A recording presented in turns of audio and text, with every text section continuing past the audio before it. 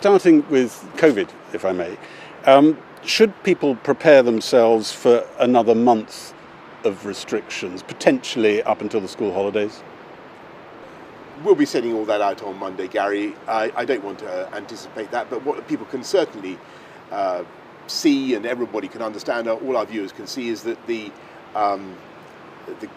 cases are going up, caused by the Delta variant, which does seem to be much more transmissible.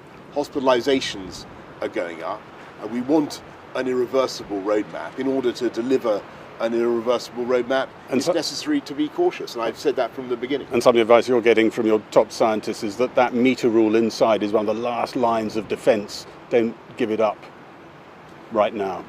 Yeah, there's a risk, obviously, that the Delta variant could cause a significant increase in infection if you let it, and so we have to make sure that we think about that. One thing the scientists are not saying, you'll be pleased to know, is that there's any case for going into reverse. What they're looking at, what we're all looking at, is ways of ensuring that the vaccine rollout program can deliver its full benefits. Can I ask you, at the end of this summit, are you hoping that the message the world will see is, President Biden talks about America is back, are you hoping the message they'll feel they've heard is the West is back? Yeah, I think that they will see that the world is back, or the Western democratic liberal world is back, and this is a summit that really did need to happen. It's been, more than a year that people have been able to meet like this. And the West has been in retreat, people have felt, for a while. A huge amount has been done. And there's been the Trump years.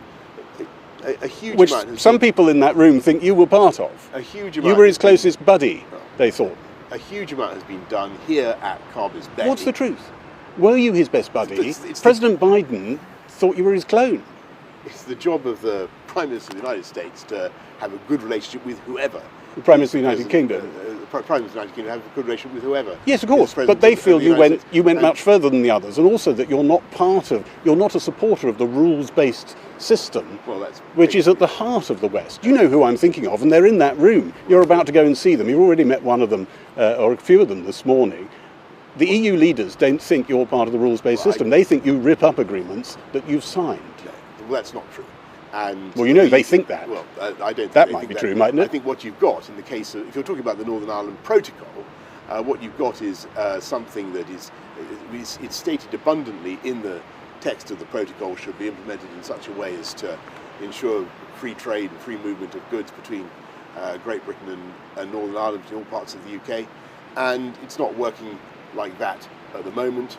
We need to make sure that it's applied in a sensible way, and we're doing the sensible thing. But lots of people say the territorial integrity of the United Kingdom. Lots of people say, people who you were in the last government under Theresa May with, people who were part of the negotiations, and all the EU leaders say, all these consequences of the deal you signed were absolutely laid out very clearly, black and white, repeated again and again, over years.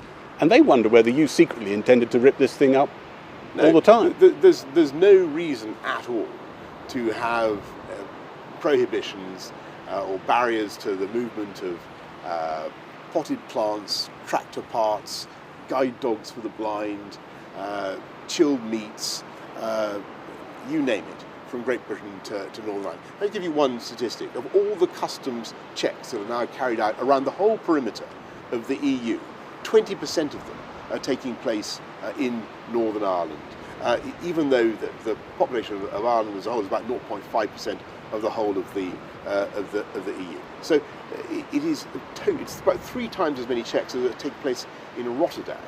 Twice as many as they say. It was all laid out beforehand. Couldn't have been clearer. There were years of negotiations spelling this all out. Came as a total surprise to you, all these checks. Of course it wasn't laid out in that way. But we're going to sort it out.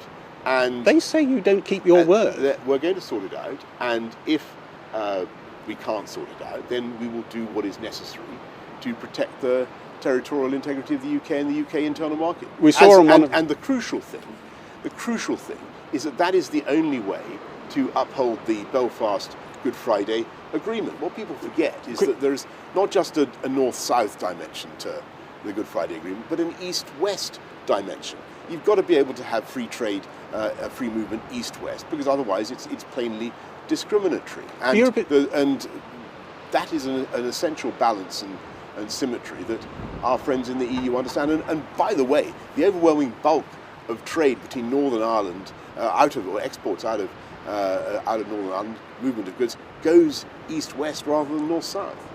Thank you. Thank you.